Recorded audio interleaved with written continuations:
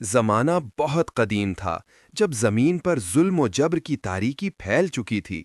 طاقتور قومیں کمزوروں کو روند رہی تھیں اور بادشاہ اپنے تخت کے لیے خون بہاتے تھے۔ ایسے دور میں اللہ تعالیٰ نے ایک عظیم انسان کو جنم دیا، ذوالقرنین۔ سورہ قاف آیت نمبر 23۔ پیدائش اور نسب۔ ذوالقرنین کا تعلق ایک ایسے خاندان سے تھا جو شرافت، عقل اور ایمان میں ممتاز تھا۔ ان کے والد بادشاہ نہ تھے مگر دل کے بادشاہ تھے، عادل، نرم دل اور اللہ کے وفادار۔ ذوالقرنین بچپن ہی سے غیر معمولی تھے۔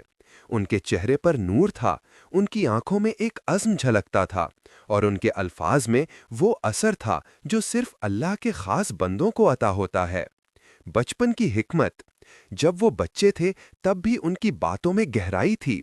وہ دیکھتے کہ لوگ ایک دوسرے پر ظلم کرتے ہیں تو دل میں سوچتے، اگر مجھے کبھی طاقت ملی تو میں انصاف پھیلاؤں گا۔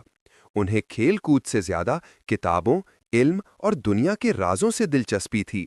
وہ زمین، آسمان اور ستاروں کے نظام پر غور کرتے اور کہتے، ہر چیز کا ایک خالق ہے اور وہ خالق بڑا عظیم ہے۔ جوانی کا آغاز۔ جوان ہوئے تو اللہ نے ان کے اندر ایک نورانی طاقت پیدا کر دی۔ ان کی نگاہ میں عزم اور ان کے دل میں عدل تھا۔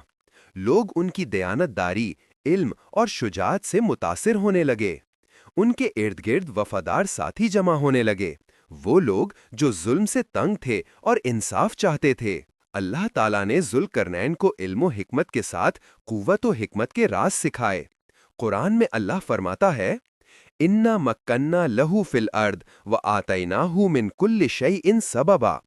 ہم نے اسے زمین میں اقتدار دیا اور ہر چیز کا سبب سکھایا۔ سورۃ الکہف آیت 84۔ کرم، اللہ کی آزمائش۔ جب اللہ نے انہیں طاقت دی تو ان کے سامنے دو راستے تھے۔ ایک وہ جو عام بادشاہوں کا ہوتا ہے، ظلم، جبر اور غرور، اور دوسرا راستہ اللہ کا جس میں انصاف، رحمت اور عاجزی تھی۔ ذوالقرنین نے اللہ کا راستہ چنا۔ انہوں نے کہا، طاقت میری نہیں، یہ اللہ کی امانت ہے، میں اس امانت کو عدل سے استعمال کروں گا۔ نقطہ آغاز۔ یوں ایک دن وہ اپنے محل سے نکلے، ہاتھ میں تلوار نہیں بلکہ انصاف کا علم اٹھائے۔ دنیا نے پہلی بار دیکھا کہ ایک بادشاہ اللہ کے نام سے زمین پر نظام قائم کرنے نکلا ہے، اور یہیں سے ذوالقرنین کے عظیم سفر کی شروعات ہوئی۔